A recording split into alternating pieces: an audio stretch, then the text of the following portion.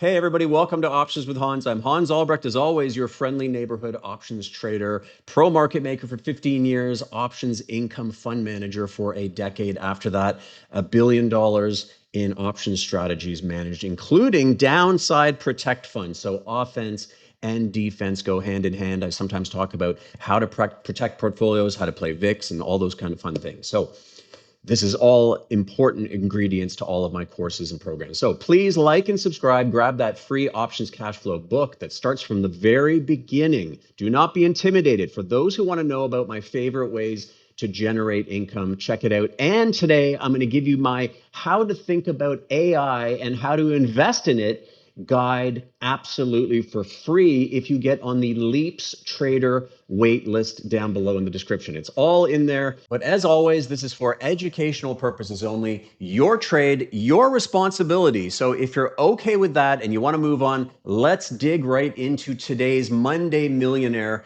episode. I think we could be entering into the next leg of a bull market. I've talked a lot about that over the last few weeks. It's going to be driven by AI. There's going to be these phenomenal impacts to businesses, industries that we thought had very wide moats, right? I've talked about Google, how it's under threat right now. It has a lot of good going for it, but it has some critically difficult things it's facing.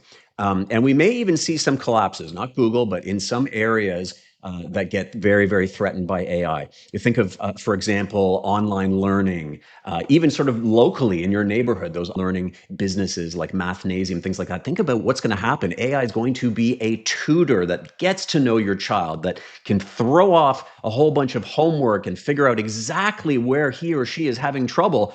This is an unbelievable revolution that's going to happen. It's happening fast. And if you want to make sure you're both in the right names and not in the wrong names, you have to pay attention. So I'm convinced the next batch of these wonderful AI millionaires is going to come from this, and I'm here to help you. So let's do this. Today we're going to do a little bit of a controversial name, and this is kind of in keeping with my similarly controversial video from a couple of weeks ago on Soxel. By the way, we're up 50% on one of those trades. And I have zero interest in taking it off. Make no mistake, this is going to be a volatile sector. I think you need to zoom out, depending on the kind of trader, investor, et cetera you are. And I don't know who you are, so I cannot give you advice. But you need to figure out the time frame that is important to you. So like our friends at Spinal Tap, we are going to be turning it up to 11 here with ARK, ARKK. Kathy Wood is in the house with us today. She has made and lost fortunes for people, but I think we could be on to something big again if that AI inference and insight boom happens as I see it. And Jensen actually talked exactly about what I've been talking about this week. I'm ahead of Jensen. No, not really, but I've been talking about this and he really got into it. So this boom could very well come with a kind of a .com-like push into speculative AI names, get that excitement going again, lots of IPOs. In fact, I think financial names like Goldman and JPM could be set to benefit from this kind of deal boom that could come. We'll leave that for another video. ARK is in the right spots. It's missing a few little things that I'm going to point out where it could have some other exposure. But that's why we, in our Leaps AI portfolio, we look for other things as well. But we did a trade on ARK, and we're already up, I don't know what it is, 15% or something on it in one day. That could change very, very quickly. So we'll talk about that in a moment. Why listen to me? Well, I have covered this space for a very long time. Many years as a portfolio manager. I spearheaded the Industry 4.0, which is basically big data, AI, robots, automation, you name it, this new revolution of things that's going on. I've been written up in many, many articles. I've written articles for prominent publications on these topics as well. Here you can see a slide. I talked in a webinar that I talked about back then in 2019 when NVIDIA, I recommended it at $4 amongst other names. My goodness, I wish I went full port into that. I did not. But hey, that's what we're here to do. We're here to find that next opportunity. So wonderful, wonderful opportunities out there. Now, there, of course, are many, many names in the ARK Innovation portfolio. Okay, so I showed you a number of names that were in the SOXX, which is related to the SOXL, of course. And so we're going to get into ARK a little bit here. So we can see ARK, 75 basis point expense ratio. So basically, you're going to pay 0.75% per year to hold something like this. So not exceptionally high, not exceptionally low. There are, of course, index funds out there that are a few basis points, 3 basis, 4 basis points. This is up there, but it's nowhere near what we used to have to pay for mutual funds. Remember that abomination of an industry that was charging people 2%, 2.5%, all these loads, all this crap going on. My goodness, what a bunch of crooks. We can see that in this ARK portfolio, US equity primarily, right? There's some non-US equity, but they are very, very focused on US equity, and the category is as well. In fact, they're slightly underweight versus the entire category that we're talking about, that kind of category that you would consider innovation. They all sort of have these little subtle to even larger differences, so you can't really put everyone in the same category because they cover so many different things. We're going to take a look at those in a moment. Now, with ARK, we have technology, a lot of healthcare. We've got communication services, consumer cyclical financial services. I think that's important too, because that is very much being disrupted as well. One of my favorite names, Hood. I've put out videos on that. That's one of my biggest positions, done extremely well over the last little while. And so, you know, those are areas that are prone to heavy disruption as well. Let's take a quick look at what really matters when analyzing these kinds of high growth, aggressive, low profit kinds of funds like this one. Well, first off, on the right side, you can see all these metrics. This fund is doing exactly what it's supposed to. It's chasing aggressive growth.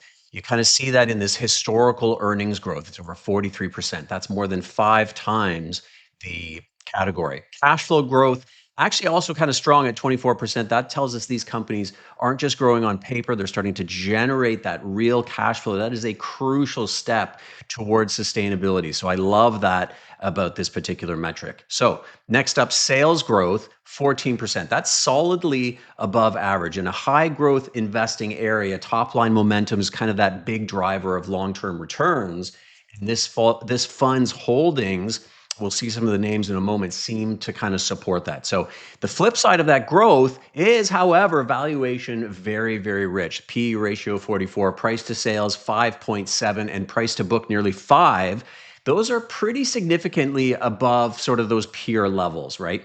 That tells us the market is pricing in very strong future growth, which is fine. That's what we want. We're talking about this explosive, under-recognized potential in this area of technology, right? So we want to go swinging for the fences, right? We've got some nice metrics in here, nice cash flow, et cetera, but we are trying to swing for the fences, right? This is not for your whole portfolio. This is for a small, appropriately sized part of your book. You should check with your advisor to see if that really, really fits. But for me, it's not a full port kind of thing, right? Okay. Price to cash flow, 6.36. That's a little bit lower than that category average of over 16. That suggests better monetization, more disciplined financials that you'd kind of expect in this space. So that's kind of nice.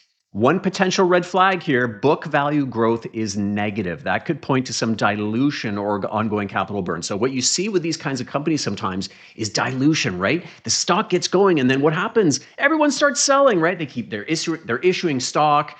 They're big stock issuers, right? They don't have a lot of money to pay people necessarily. So what do? They give them lots of stock. So issue stock dilutes the existing pool of stock. If you just keep adding stock, that's just going to be so many more shares that are going to have to share in that amount of earnings that will either is there or will come at some point. So bottom line here, this fund is really built for upside. That's what we want. It's not a safety type fund. It's aggressive. It's growth focused. It's priced for that future potential. So if that growth materializes, fantastic. This could be enormous, which is exactly what we're going for. If not, these valuations are not leaving a lot of room for disappointment. A little bit. I think it's fairly well positioned, but there is going to be an expectation that these companies continue to kind of hit triples and home runs, right? Singles aren't going to kind of do it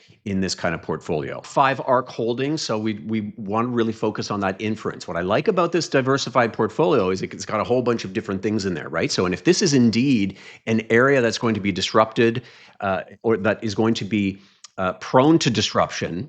It'll be doing the disrupting, but it could be prone to kind of cross disruption, right? These companies are going to be, competing against each other and starting to do things better than other ones, and you're going to see these kinds of, stops and starts in terms of who's the leader. It's going to be fascinating to see, and that's what's nice about having a little bit of a diversified sort of approach. So NVIDIA, of course, I always talk about it, dominant provider, really the picks and shovels kind of maker out there, and inference as well. Just a fantastic company, not trading at an expensive valuation, 32 point something, cheaper than Walmart. Okay, so enough said there. Palantir, very, very interesting. We actually added to this in our Leaps AI portfolio a little while back. So you can look into that, see what's going on with that particular service.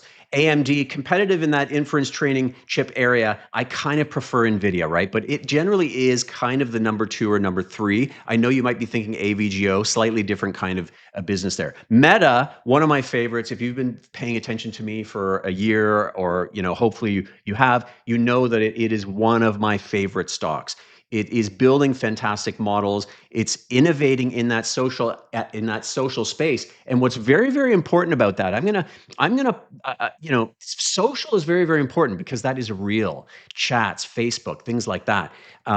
Very important for real life data, right? Because otherwise, if you don't have real life data, eventually it just becomes this kind of enclosed kind of circle of AI just kind of recycling things, regurgitating things, and that's not good. And that is why I've got a stock that I'm going to do another video on that I think is a real sleeper because of this specific point that I think people are missing. So look out for that video.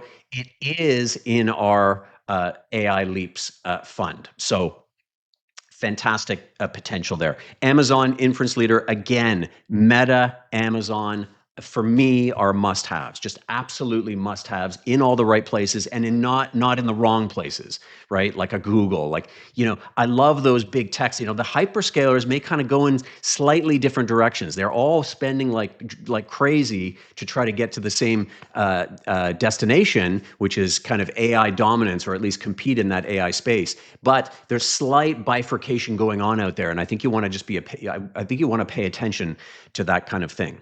So another great example, Amazon. I had to put this up here. I just love this stock. Look at this. Amazon delivery robots, part of the plan to automate 200 billion in logistics. I mean, these guys are eventually not going to need much staff. That is not great for workers. I don't know how that's supposed to play out over time, but this company is going to find ways to become more productive. They invented logistics at a level that no one has ever seen. It took 5-6 years for everyone to catch up to what they did. They bought Kiva, the robot maker. They had these little robots running around warehouses doing all these amazing things, and everybody was like, "Oh my God, what just happened here?" We are absolutely we're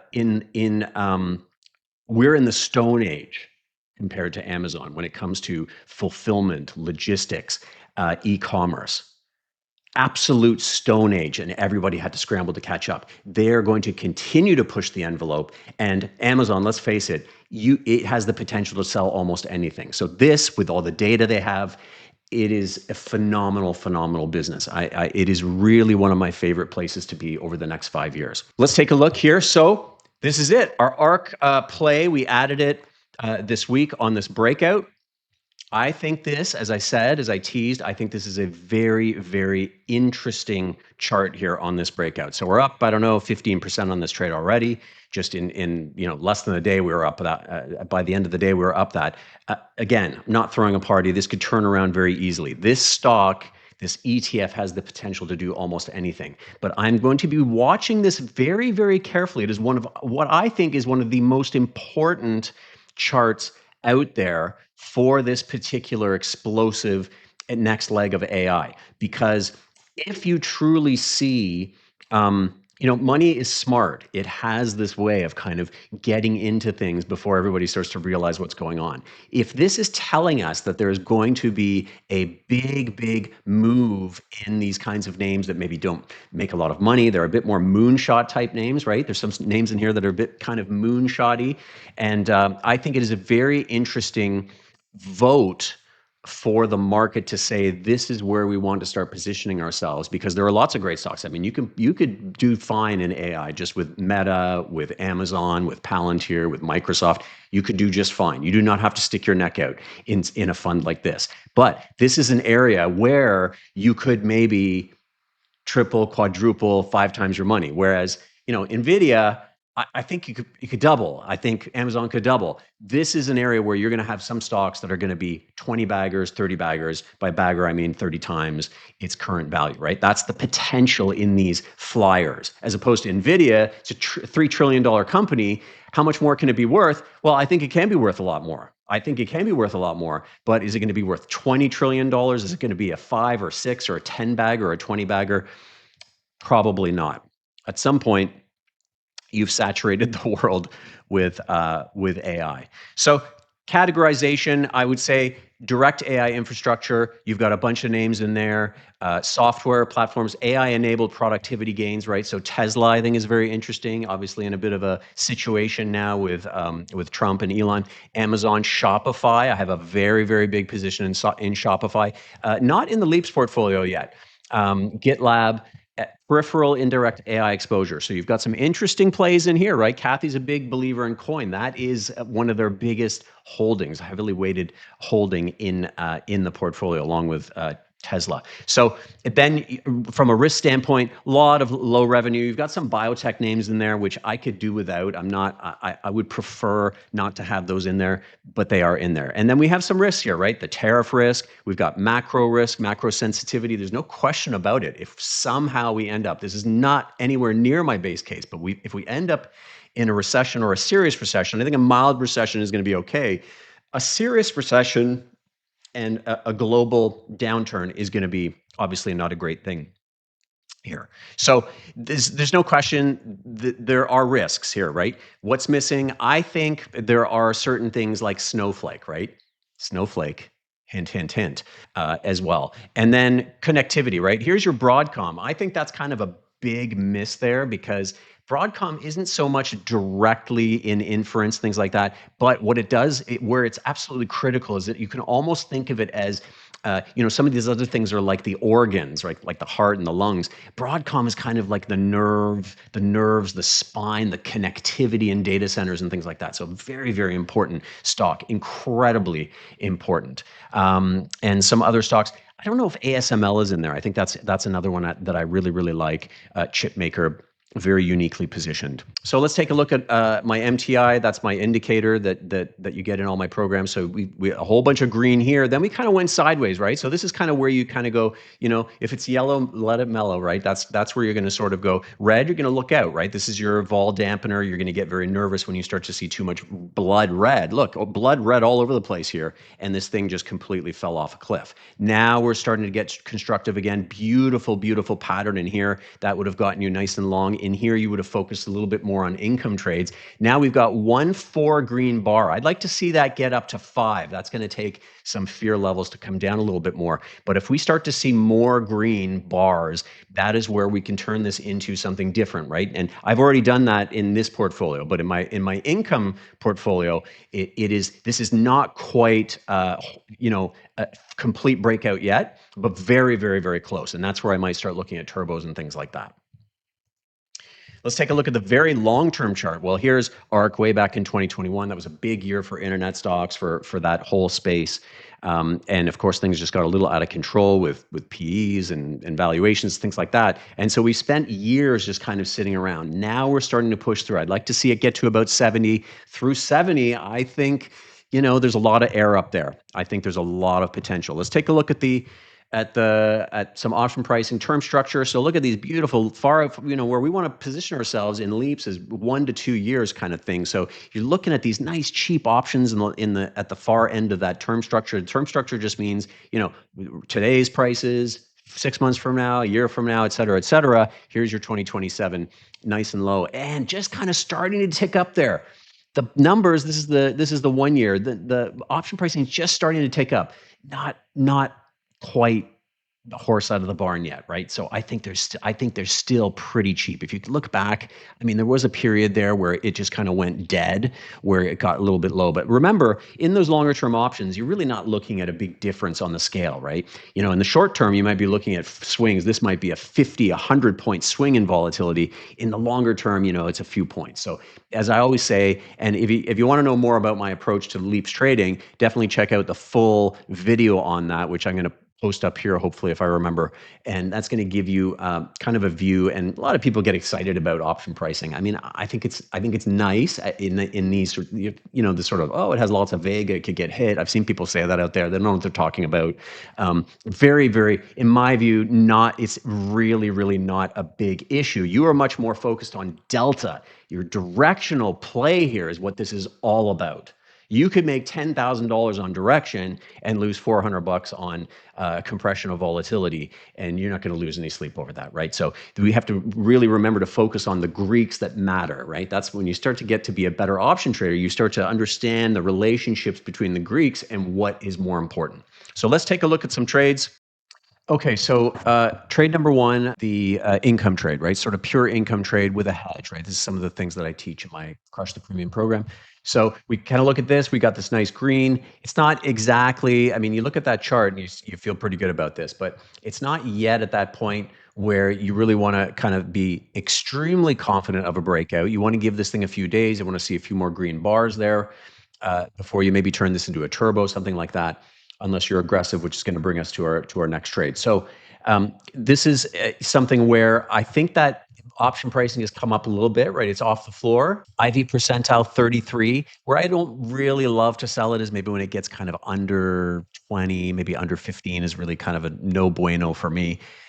Implied volatility at 52, not that important, right? Implied volatility is high, but remember it's a relative value kind of number, right? Sometimes a VIX 12 is expensive and sometimes a VIX 23 is cheap, right? So if you don't understand that, you definitely want to look into my Volatility Ninja course, because it's going to give you a better idea of really how to kind of look at option pricing. It is a multi-dimensional environment, is very important to this game. You know, it's okay. It's not phenomenal, but it's okay. So I'd go in and I'd sort of target maybe. For me, I would look at least 2%, might even go 3%, but 2% of extrinsic value. You can sort of look at maybe selling the July 53 call. So that July 53 call mid-market is going to give you kind of that 2%, which is what you're sort of targeting per month. This is a 40-day option, so you might want just a little bit more than 2%. So then you might just kind of go July 56. We're going to get some pretty nice premium, probably about almost 3% for those 40 days, which is, I think, is reasonable, right? So we sell the July 56 call, and we're going to get roughly that 3% of income, of that pure income, but we're going to get a very nice hedge down to $56 plus that extra premium that we got. So our hedge is really almost to about 54.25, which is pretty good. The stock's at 61. Now, it's ARK, of course. It could come down there. It could completely fail, but that's okay. Then you start looking at it as a typical wheel, and there are a lot of things that we can do to protect that position. It's called Hedged LEAPS Trader because there are ways that we can sort of mitigate this, right? And it's not always, you can't always turn lemons into lemonade, but you can certainly start to play a bit more defensively. But for right now, I think that's a very interesting trade. You're going to get almost 3% for your 40 days. Very nice return for something that I think is starting to act relatively stable. So I like that trade there. You're going to get that premium. The other trade is going to be the one that we did this week in the Hedged LEAPS AI portfolio, which is going to be looking out to this June, right? So we'll see how we open tomorrow. We could gap up and go. We could gap down. Really depends on all kinds of things. I don't know if there have been any headlines yet, but you could look at something like, I would sort of target maybe that 47 call if you're looking at the June 2026. That 47 is going to give you that nice delta, you know, kind of around that 80 delta. I like to position around 79 to 84, somewhere in that range there where you're not going to have too much time value. It's going to give you a leap, a call that's going to start to act very, very similar to the stock. As the stock rises, you're going to see that delta rise, and this thing's going to start moving much, much more like the stock. For now, you're going to get about 80% of that upside value or downside value if it goes down. So it's kind of, it's a little bit more tempered, but the idea is we want to control 100 shares of ARK that would normally cost us $6,100 for a lot less money, right? For $1,900. So you're controlling a similar amount for 1/3 the cost. That's got an embedded hedge in it. It's got a little bit of exposure to Vega, which we don't have to get into much. You can jump into my full leaps video if you want to know a little bit more about that. That's a little bit of a plus if the thing kind of craters. But really, if you think about this, you're controlling a very similar amount and you're kind of putting 2/3 of your money aside, which is a really, really nice feature of leaps. You don't have that heavy, heavy duty theta decay. So let's throw in one of these. We'll put in one contract. Let's see what that theta is going to be. You've only got about $1 of theta a day, right? So that's not much compared to what you'd spend on a daily basis on, like a 30-day option, certainly a 2-week option. This is going to be much more reasonable. So as I always say, this is kind of bridging that gap between the real nice advantages of options, which is this leverage that you're getting, and investing, which is kind of having that longer term thesis that you'd like to see play out over time. Now, this does not mean lever up, right? It doesn't mean you can control the same amount for 1/3 the cost, so I can buy 3 times as many. That is called levering up, and that's how you get yourself into trouble. Right? So you do not take your full allotted amount. The advantage of the leap is you're able to create exposure for a lot less money. Now you have that money you can put aside, wait for a big sell-off in something else, put it into another opportunity, just sit on cash, high savings account, something like that, and take a vacation, whatever, do whatever you want with it. But that is one of the great advantages of Leap. So those are 2 interesting plays for you to consider. And let's I'm going to probably add more to the portfolio this week. And so I'll check in with you in a little bit. As I said, we'll probably need more updates because this AI space is really starting to move a little bit. So we want to definitely address these things as we see this unfold over time. Okay, thanks for watching, everybody. I hope you enjoyed that, and as always, safe trading and have a great week.